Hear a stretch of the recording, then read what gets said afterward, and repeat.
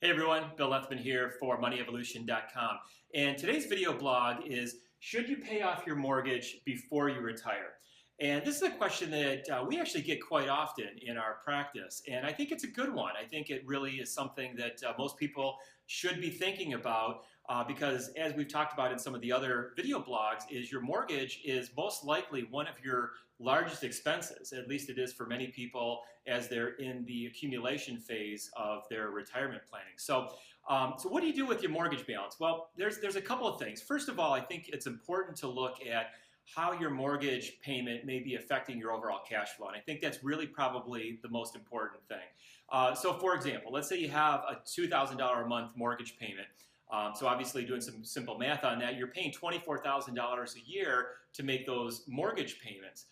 So we could do, again, some pretty simple math here using the 4% rule that we've talked about in some of the other videos. And if we divide 0.04 into 24,000, it actually tells us that you need to have about $600,000 in assets to be able to generate $24,000 a year of income and have a pretty good chance that that is going to last you for the rest of your lifetime.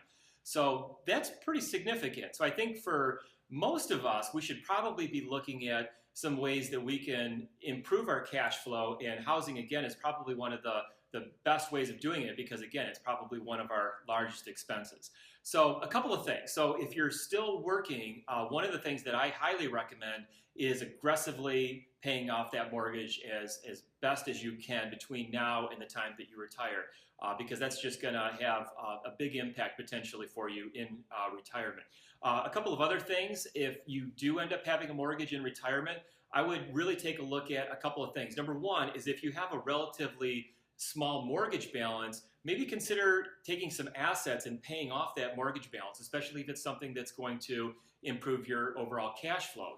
For example, in that example that we just used, if you have a $2,000 a month mortgage payment and maybe you only owe $75,000 or $100,000, maybe it makes sense to take that $75,000 or $100,000 out of your portfolio, pay that mortgage off, and it's going to have, like I said, a $24,000 improvement on your cash flow. The other thing is if you maybe have a little bit longer time to pay yet on the mortgage, you could consider maybe refinancing that. Maybe instead of being on a 10 or 15-year mortgage payment, maybe you stretch that out to maybe even a 30-year mortgage.